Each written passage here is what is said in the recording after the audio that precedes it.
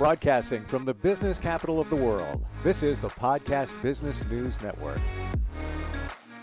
Like they say, there's an app for that. There's an app for just about everything. Well, there's a specialist for just about everything. And who would ever think that there would be a professional burnout specialist, somebody that helps people that have just gotten to, let's say, the proverbial wall where it's just like, can't do this anymore. I'm burned out, whether it's in your personal life or your professional life. And she's here to help us all out today.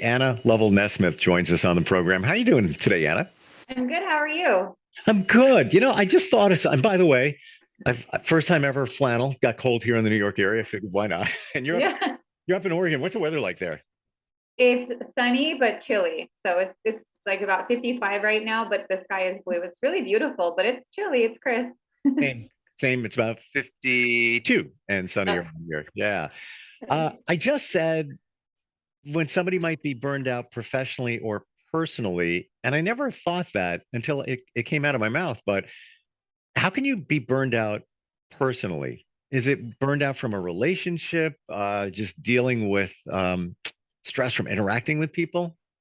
Yeah, and I think just the mundane day-to-day duties on top of your professional roles, coming home, doing the same thing over and over, the same routine, it can just become daunting and you can start to feel really burned out. Like it doesn't matter, it doesn't make a difference. Doing all this laundry is not really making a difference. Doing this housework isn't making a difference. Having these relationships, I feel like I'm not succeeding and I'm not doing well, being a good friend, being a good spouse. I'm not doing well as a sibling or however that may look. And in that way, the personal part of it can become really exhausting because you feel like, again, it's that idea of trying to keep your head above water, but you're sinking. And you feel like, again, that sense of failure, you're overwhelmed. You can't meet everyone's needs.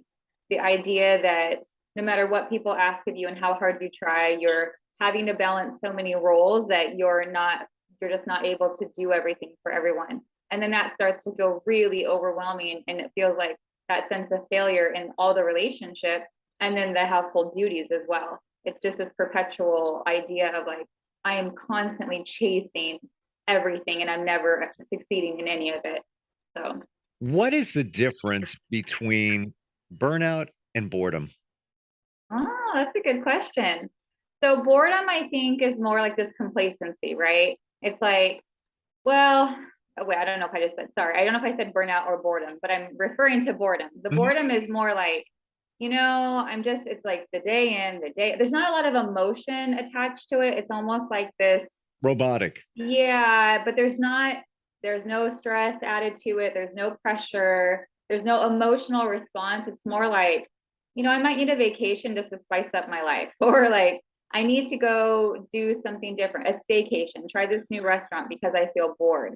But there's not a big impact emotionally, physically, or mentally with the boredom. It's just kind of like mundane. But the burnout is that sense. So there's a big emotional attachment to burnout.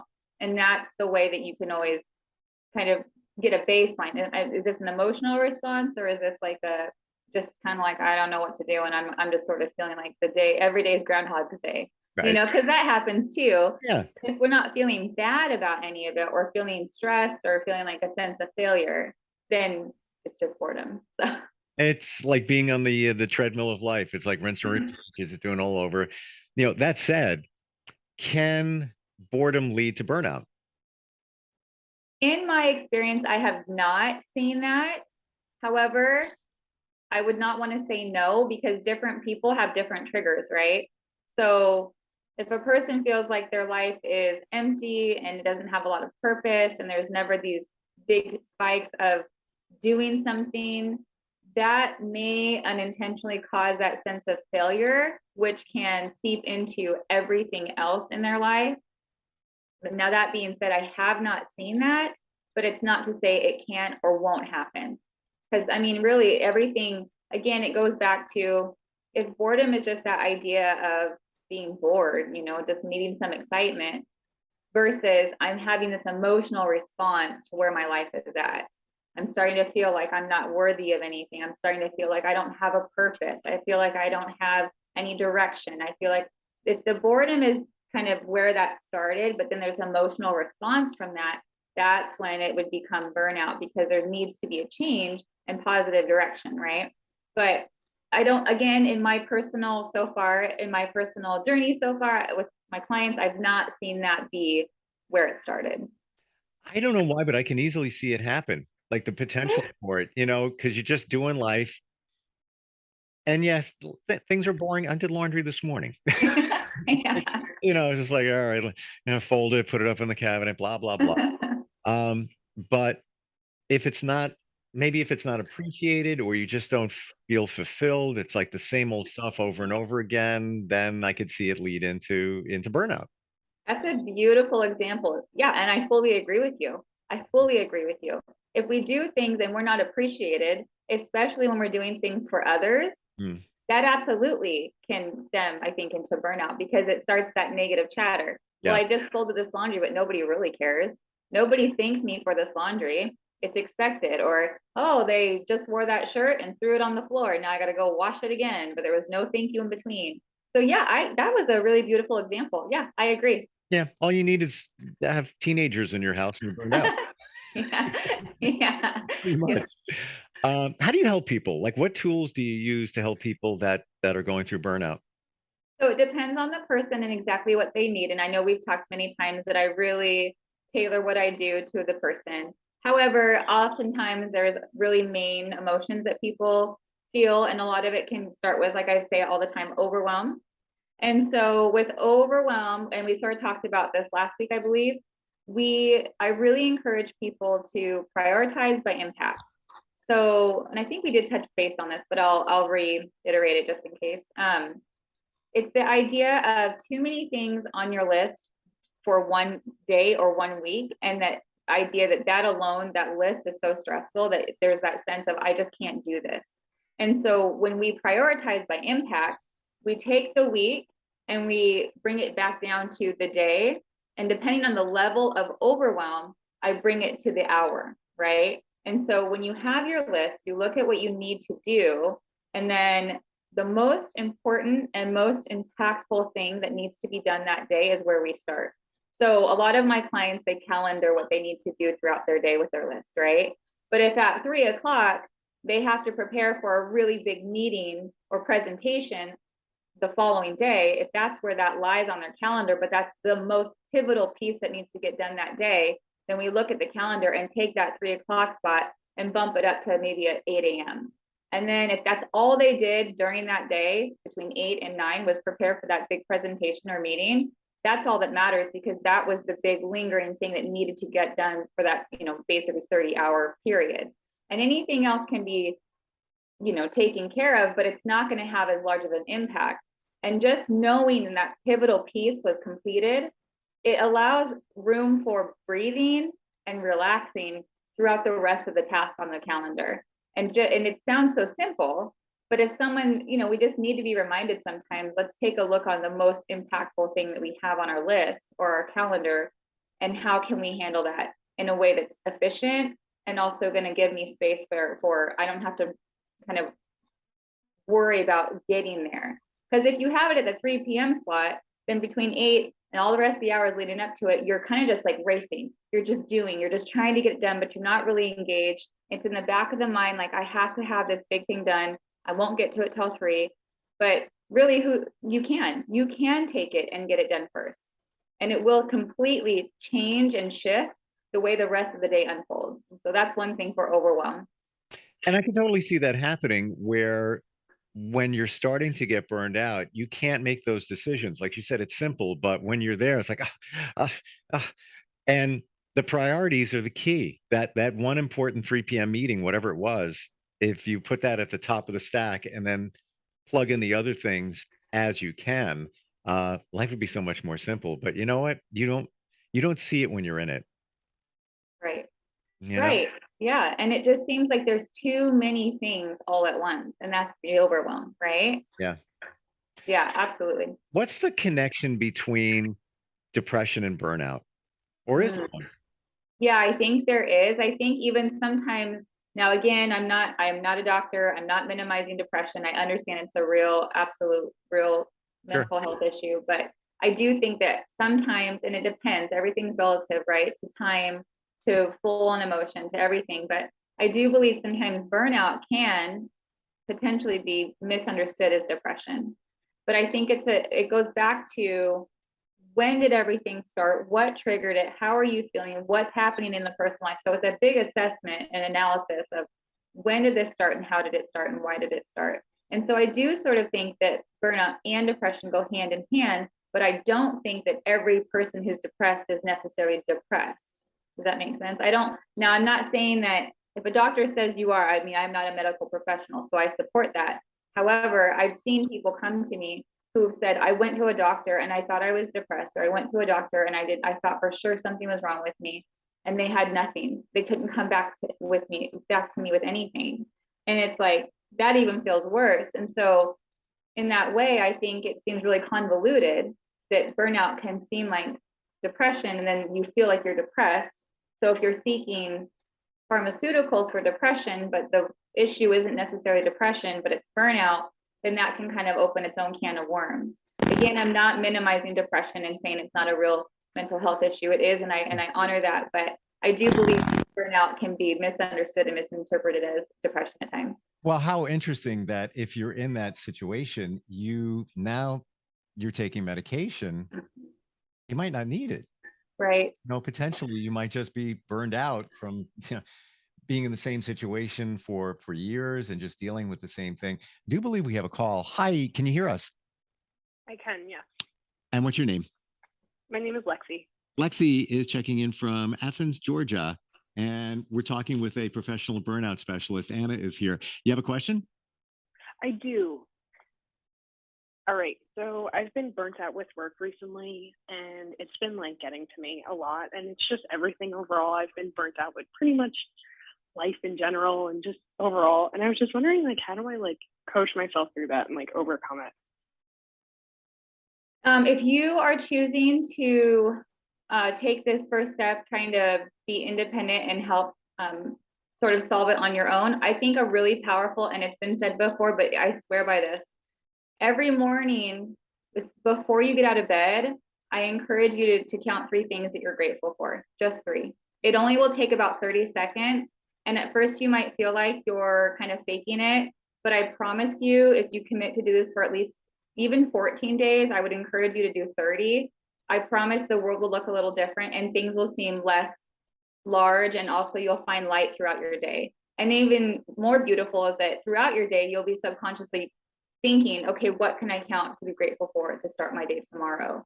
And that will shift sort of where you're at. It's a little tiny tool, but it will have a large impact. And I know probably hearing it, you're thinking, okay, that's ridiculous. I've heard this, I've tried it, it didn't work. But if you can commit to me to at least do it for 30 days, I promise you'll see a change. And I'd love for you to email me and tell me how you feel, but I swear by this, it's not going to take a lot of time from you. So it's not going to add on to that overwhelm, but it will be a powerful tool for you, I promise.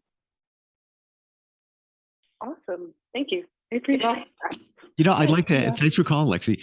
I want to add to that too, that not just think it, write it down. There's been scientific proof that doing that does something to your mind. And even at the same time, you don't have to believe it.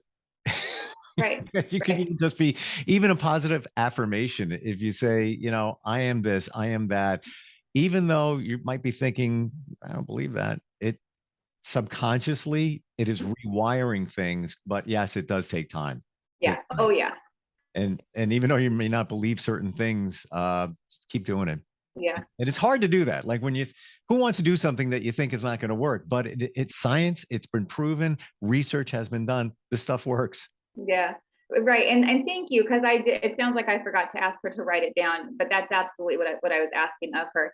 And I totally agree with you, because that's why I asked her to reach back out to me in 30 days, because I'd love to hear how it served her. And if she knows I'm hoping to hear from her, I hope that encourages her to try it for those 30 days. Yeah, it's almost as if you put the expectation on her in a little tiny nice way. Yeah. And she'll feel seen. She's not just doing it just because someone's like, how did it help? How did that help you? Exactly. How about some other tools? Any other things that you do to help people with burnout or potential burnout? Yeah. So if there's like anxiety happening, that's also another big symptom of burnout. Oftentimes people, they start to feel like they can't handle the situation around them. They start to feel really overwhelmed, and then their heartbeat starts to race, and then that anxious feeling comes on. And in that moment, again, a lot of my tools that I'm sharing with you are just kind of like the generic tools that I really hold people to, but they are impactful. So a lot of these may seem familiar, but it's the breath work, right? So when you start to, and it's that mind body connection that I really work with people to help connect the mind and the body, right? And so once their heart starts to race, that's when I ask them to take a note, a mental note. Okay, I feel this happening. So that's your body's way of saying, we're getting excited, we're getting anxious, but why? And we don't need to necessarily find out why. We just need to stop in that moment and breathe. And I always coach people through, there's a name for it, but I can never remember the proper term, but it's where you breathe in for 7 seconds, but you take that breath and you place it in your head. So imagine that breath going into your head, and you hold it. You count 1 to 7, take a brief moment, and exhale, count down 7 to 1, and let it go. And then you do that same thing where you count 1 to 7, but you place the breath in your chest. So you're working your way down, 1 to 7, inhale as you breathe and count that, just hold it for a beat, exhale 7 to 1. Then you place the breath kind of like in your upper belly, 1 to 7, hold it, 7 to 1, let go. The last place we do that is lower belly, 1 to 7, 7 to 1, and let go. It only takes about, I'd say, 30 seconds, but the physiological response of this has been scientifically proven to lower blood pressure, settle the heartbeat down, and nobody even knows you're doing it. That's the beautiful thing of what the tools I work with, is that you can do the things I offer literally anywhere, and no one's going to know, but you're going to feel much better than what you were feeling even seconds ago. And also the tools I offer are quick, right? The people who I'm working with are people who have busy lives, busy schedules, not extra time. So the tools I offer are quick, but incredibly powerful and effective. But I swear by that breath work and that technique. I swear by it. How effective too, if you're in a meeting at work, things, going on, you feel like you're on the spot for a moment, you need to answer questions, and you could just do that and just like, it's basically like a reset button. Yeah, 100%. And again, no one even knows it's happening, and it doesn't even take that much time. I'd say maybe 30 seconds. It's so easy. And that visualization is so powerful, because what that is also doing is stopping your mind from falling into that worry of, oh my gosh, my heart is racing. What is happening? Oh my gosh, I don't know what to do. I can't do this. They're going to ask me questions I can't answer. Like too much noise, right? And so when you take a big step back, it creates this beautiful space of clarity and calmness. And so when you get asked a question, even if it's a question you may not have the answer to, that's the answer. Well, I don't have that answer, but I'll find out for you and I'll get back to you. And even right? billion%. And people always overthink and worry that they're not going to have an answer, in a work situation. You take training classes in sales, and that's one of the number one things they say. If you don't have the answer, just say, I don't have the answer, but let me check on that. I'll get back to you. But if you're all stressed out and you're anxious and you're at that point, you'd be like, Yeah. Oh, yeah. Wow. And you know what it is? Yeah. Some of these things are simple, but we forget. Yeah. You forget. Yeah. My dad always used to say, and I didn't have the greatest relationship with him. My parents got divorced, but there's little nuggets of things I remember. He always used to say, take a deep breath. And that was when I was a kid. And I still remember when we talk about breathing, that comes back to me. It's like, yeah, you know what? That was good advice, and that was back in the day.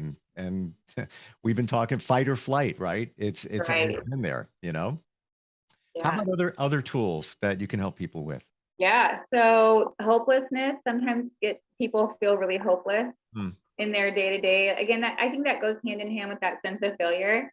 And they're just like, okay, I don't have any more hope. I don't have any feeling that anything will change or get better. And in that moment, when people are feeling that way, my challenge to them is I ask them to find just one thing that they get to celebrate that day. It can be, and we've talked, and this is common stuff too. I always tell people, if you have arms to hug someone or something you love, that alone is something to celebrate.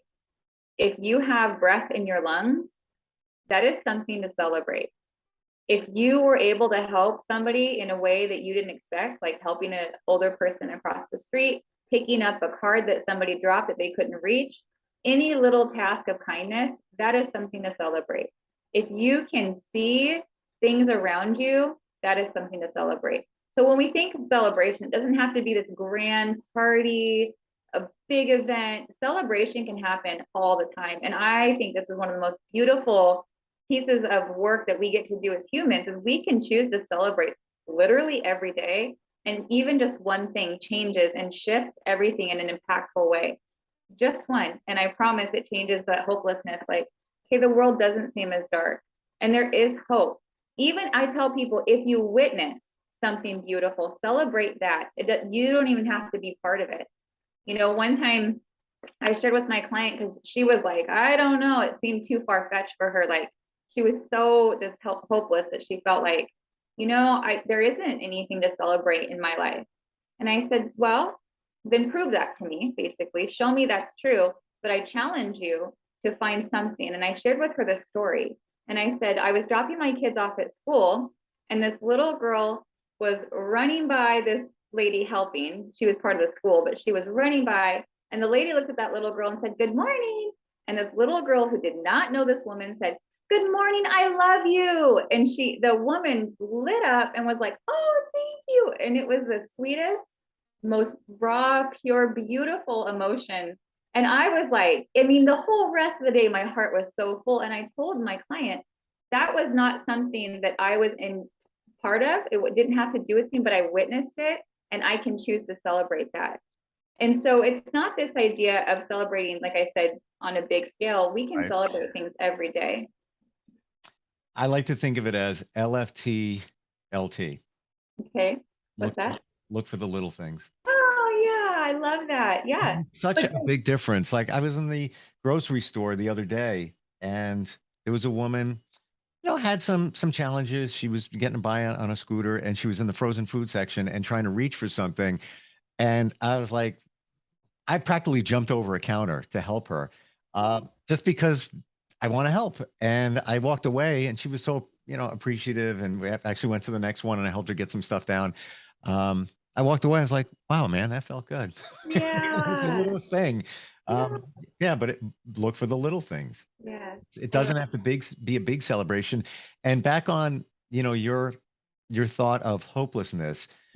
When do we often feel hopeful or hopeless? I think it's because we can't control things and we want to be able to control situations, but you can't control other people.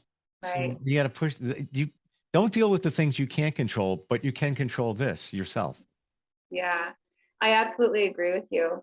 And sometimes I think about when other people are like affecting how we're feeling, you know, if we're because that sense of control, I can't control them. I can't control this response. I can't. Yep. So what we can control is how we respond to it, right? Exactly. And so I always tell people like, you know, like water off a duck's back, or like, you know, have you ever seen like a dancer do like a body roll? Like you just like roll away from it, like let it go. Don't, yeah, yeah. Don't like the Matrix. Yeah, right? Yeah, exactly. Because we have a choice, right? To either like get out of that way, roll, let it roll, or let it stick. Yep. And if it sticks, that's when it's going to trip us up and make us feel really bad. If there's somebody in your life that maybe has done you wrong, just hurt you, whatever it might be, and you still internalize it, you're letting them. Yes, absolutely. Yes. You give them control. You're letting them control you because there's nothing you can do to control them. It's Right. over. It's done. Why continue the cycle of stressing you out, burning you out? You know, that it could be in a relationship that you're feeling burnout from, but maybe you're allowing it in some regards. Right. Right. I always tell people you are the only person that can let go of the things that do not serve you. Nobody else can. Even me encouraging someone to let go, I cannot make them let it go. They have to choose to be free of that, whatever that is. But they have that power. They have that choice. Yeah. Is it always easy? No. But with time and with effort, eventually we liberate ourselves from that hurt and we are able to kind of zoom out from it and just sort of see it rather than feel it, you know? Yeah, you said a word a second ago that was my, I guess call it one of my aha moments in my journey here. I had a really good friend say to me about some people in my life, they don't really serve you.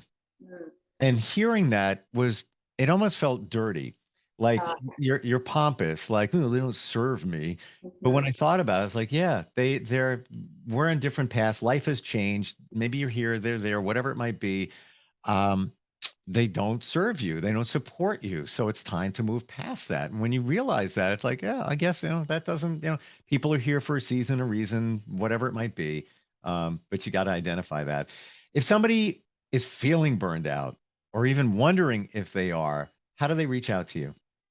So they can reach out to me on LinkedIn. So my name is just the Anna Lovell Nesmith. If you type that in, I'll be the only one that pops up on LinkedIn because I have all those names. You can message me directly. You can go on there and look at some of my content for helpful advice and tips. You can also email me at the happiness affect, so AFFECT @gmail.com. And I get right back to both those messages really quickly. Yeah, you really love helping people. I do. I Yeah. do. And it's almost a happy spot because you take them from here, which being burned out ain't so happy, and take them to propel them to a place where they probably didn't realize they could ever go to. Right. And it's so beautiful to witness that growth. I love it. I feel really grateful. Yeah. When somebody comes back to you and says, I feel so much better. Yeah. Yeah. Great talking with you today. You too. Thank you so much. Thank you. And yeah, don't let people control you and move life forward. Email address one more time.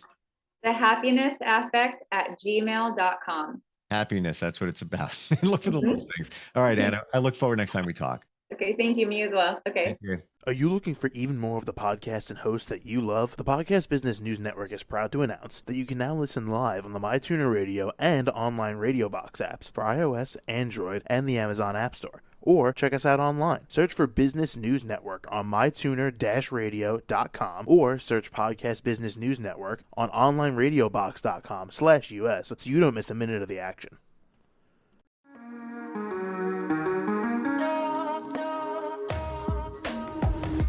Broadcasting from the business capital of the world, this is the Podcast Business News Network.